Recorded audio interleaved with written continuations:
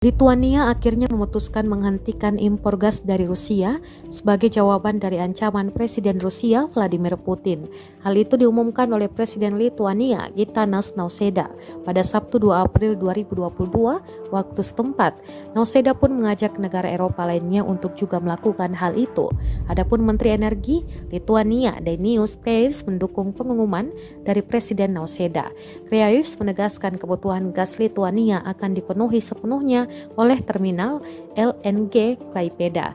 Ia juga menekankan bahwa Lituania tak akan membeli gas apapun dari sebuah negara penjajah. Kreivys juga menegaskan bahwa ini titik balik dari sejarah kemandirian energi Lituania.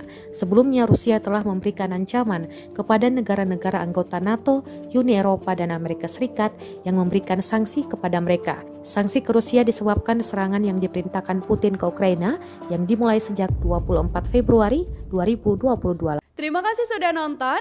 Jangan lupa like, subscribe, dan share ya.